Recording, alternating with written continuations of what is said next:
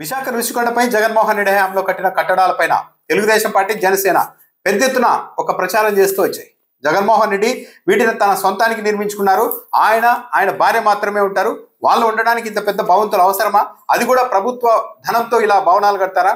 Tourism సంబంధించిన భవనాలను కూల్చేసి జగన్మోహన్ రెడ్డి తన ఒక విలాసమైన ప్యాలెస్లు కట్టుకున్నారంటూ పదే పదే ప్రచారం చేస్తూ వచ్చారు. కూటమి ప్రభుత్వం అధికారంలోకి వచ్చిన తర్వాత స్వయంగా ముఖ్యమంత్రి కూడా అక్కడికి వెళ్ళి ఈ కట్టడాన్ని ఏం చేయాలో కూడా మాకు అర్థం కావడం లేదు, దీన్ని ఎక్కడ ఏం చేయడానికి కూడా లేదు, అటు టూరిజంకి పనికిరాదు, ఇంకో విధంగా వాడేందుకు కూడా పనికిరాదు అంటూ మాట్లాడారు. తెలుగుదేశం పార్టీ వాళ్ళు ఈ భవనాలను చూపెట్టి జగన్మోహన్ రెడ్డిని రాజకీయంగా దెబ్బ కొట్టడానికి వాడుతూ ఉన్నారన్న విమర్శలు కూడా వచ్చాయి. వైఎస్ఆర్ కాంగ్రెస్ పార్టీ వాళ్ళు చాలా క్లియర్ గా చెప్పారు, ఆ కట్టడాలు ఏం వృధా కావు, ఆ కట్టడాల ద్వారా పెద్ద ఎత్తున ఆదాయం కూడా వస్తుంది, మీరు ఆ పని ఆలోచించకుండా ఎందుకు పదే పదే దీన్ని పట్టుకొని రాజకీయం చేస్తూ ఉన్నారని వైఎస్ఆర్ కాంగ్రెస్ పార్టీ ప్రశ్నించింది. అయితే టీడీపీ మాత్రం రాజకీయం చేస్తూనే వచ్చింది. ఈ రోజు హఠాత్తుగా జనసేన పార్టీ అధ్యక్షుడు పవన్ కళ్యాణ్ తన పార్టీ ఎమ్మెల్యేలు మంత్రులతో కలిసి రుషికొండ భవనాలని పరిశీలించారు. అనంతరం జగన్మోహన్ రెడ్డి హయాంలో నిర్మించిన కాన్ఫరెన్స్ హాల్లోనే ఆయన అధికారులతో సమావేశం నిర్వహించారు.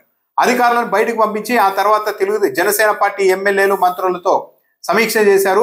మనం ఈ కట్టడాలకు సంబంధించి ఒక నిర్ణయం తీసుకోవాలి, జనసేన పార్టీ తరఫున ఒక తీర్మానం చేసి దాన్ని ముఖ్యమంత్రి చంద్రబాబు నాయుడుకి వచ్చే కేబినెట్ లో అందజేద్దామంటూ పవన్ కళ్యాణ్ చెప్పారు. ఆయన ఈ కట్టడాల గురించి పవన్ కళ్యాణ్ చేసిన వ్యాఖ్యలు అయితే చాలా ఆసక్తికరంగా ఉన్నాయి. ఇంతకాలం చేసిన ప్రచారం అంతా అవాస్తవమని పరోక్షంగా ప్రత్యక్షంగా పవన్ కళ్యాణ్ తన వ్యాఖ్యల ద్వారా ధృవీకరించారు. ఇప్పటి వరకు ఇవి జగన్మోహన్ రెడ్డి కట్టుకున్న సొంత భవనాలు అంటూ ప్రచారం చేశారు. కానీ పవన్ కళ్యాణ్ స్వయంగా చెప్పారు, ఇవి ప్రభుత్వ ఆస్తి, ఇది టూరిజం శాఖ ఆస్తి, దీన్ని మనం పరిరక్షించుకోవాలి అని కూడా చెప్పారు. 453 కోట్ల రూపాయలతో ఈ భవనాలు కట్టారు, దీని ద్వారా కనీసం 700 కోట్ల రూపాయలు ఆదాయం వచ్చేలాగా మనం చేయాలని మాట్లాడారు. ఒక ప్రభుత్వ ఆలోచనతో కాకుండా ఒక ప్రైవేట్ వ్యక్తి ఒక చోట 453 కోట్ల రూపాయలు ఇన్వెస్ట్మెంట్ పెడితే దాని ద్వారా ఏ స్థాయిలో లాభాలు ఆర్జించాలనుకుంటారో మనం కూడా అదే తరహాలో ఆలోచించాలి, కనీసం 700 కోట్ల రూపాయలు వచ్చేలాగా ఆదాయం వచ్చేలాగా చూడాలని చెప్పారు. అందుకు ఆయన కొన్ని వ్యాఖ్యలు కూడా చేశారు. డెస్టినేషన్ వెడ్డింగ్లకి చాలా డిమాండ్ ఉంది, అందుకు ఈ కట్టడం చాలా అద్భుతంగా ఉంటుందని మాట్లాడారు. దాంతోపాటు దుబాయ్లో మైస్ విధానంలో టూరిజం ముందుకు వెళ్తుంది, ఇక్కడ ఈ కట్టడాల ఆధారంగా వైజాగ్ మైస్ని మనం తయారు చేయొచ్చు అన్నారు.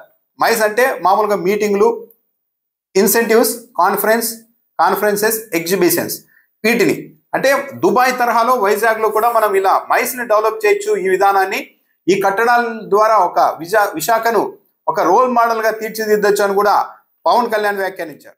దాన్ని అంటే మనం దీంట్లో it's tourism department property, government of AP property, it's better it should be remain as AP government property కింద ఉండిపోవాలి. ఇంకా దీన్ని ఇమ్మడాలు పెట్టకూడదు. అది ఎంత ఇప్పుడు నా డెస్టినేషన్ వెడ్డింగ్స్ ఒకటి చాలా భారీగా ఉన్నాయి. ఇక్కడ మనోహర్ గారితో మాట్లాడుతుంటే Dubai is MICE destination. So అట్లాగే వైజాగ్ హాస్ బికమ్ వైజాగ్ని మైస్ డెస్టినేషన్ కింద చేయాలి అంటే ఈ ప్రాపర్టీని ఆల్రెడీ కన్స్ట్రక్ట్ చేశారు కాబట్టి దీన్ని ఉపయోగిస్తే మంచిది. ఒక ప్రైవేటు వ్యక్తి ఎలా దీని మీద 453 కోట్లు ఒక ప్రైవేట్ వ్యక్తి పెట్టుబడి పెడితే దాని మీద ఎంత ఆదాయం తీస్తాడో అలాంటి ఆదాయ మార్గాన్ని ఎతకారు. ఇది వైజాగ్ అలాంటి సిటీ కాబట్టి దీన్ని ఒక మోడల్గా చేద్దాం ఈ కాంప్లెక్స్ని. This should be our proposal. So Pawan Kalyan తో పాటు జనసేన పార్టీ ఎమ్మెల్యేలతో ఒక తీర్మానం చేసి త్వరలో చంద్రబాబు నాయుడుకి ఇవ్వబోతున్నారని కూడా చెప్తున్నారు. అంటే వైఎస్ఆర్ కాంగ్రెస్ పార్టీ ఇది తొలి నుంచో చెప్పింది. సరే, వైఎస్ఆర్ కాంగ్రెస్ పార్టీ అధికారంలోకి వచ్చింటే వైజాగ్ని ఎగ్జిక్యూటివ్ క్యాపిటల్ చేసింటే అక్కడ సీఎంఓని పెట్టి ఉండేవాళ్ళు కూడా. కానీ మీరు ఎలాగో ప్రభుత్వం కూటమి అధికారంలోకి వచ్చింది కాబట్టి ఆ భవనాలు వృధా, ఎందుకు పనికిరావు అని తప్పుడు ప్రచారం చేయడం మానేసి వాటిని ఏదో విధంగా వాడుకొని ప్రభుత్వానికి డబ్బులు వచ్చేలాగా చూసుకోండి అని కూడా సలహాలు ఇచ్చారు. ఇదే పెద్ద పెద్ద వివాహాలకు ఇస్తే బ్రహ్మాండంగా ఉంటుందని కూడా వైఎస్ఆర్సీపీ వాళ్ళు సలహా ఇచ్చారు.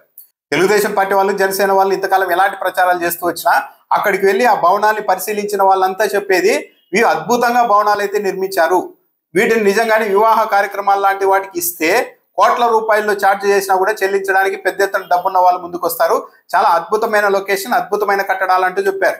వైఎస్ఆర్సీపీ అదే చెప్పింది అలా వాడుకోండి అని. కానీ టీడీపీ అయితే దీన్ని అలా వాడేస్తే భారీ ఎత్తున నిజంగానే 100 కోట్ల రూపాయల ఆదాయం దీని ద్వారా వస్తే మళ్ళీ జగన్మోహన్ రెడ్డి చేసిన పని కరెక్ట్ అని ప్రజల్లోనికి వెళ్తుందన్న ఉద్దేశంతో ఈ భవనాల్ని అలాగే పాడుపెట్టైనా సరే రాజకీయం చేయాలన్న ఉద్దేశంతోనే చంద్రబాబు నాయుడు ప్రభుత్వం ఉన్నది అన్నది స్పష్టంగా అర్థమవుతుంది. అందుకే ఇప్పటి వరకు కూడా ఒక నిర్ణయం తీసుకోకుండా దాటవేస్తూ వచ్చారు. ఇప్పుడు స్వయంగా పవన్ కళ్యాణ్ తాము ప్రతిపాదిస్తున్నామని చెప్తున్న నేపథ్యంలో జనసేన పార్టీకైనా గౌరవం ఇచ్చి ఈ కట్టడాన్ని కనీసం అందుబాటులోనికి తెచ్చి ఏదో విధంగా వాడుకుంటూ ప్రభుత్వానికి ఆదాయం వచ్చేలాగా చేస్తారా, లేకుంటే ఇంకా రాజకీయం చేయాలని చంద్రబాబు నాయుడు ఇష్టపడతారా అన్నది చూడాలి.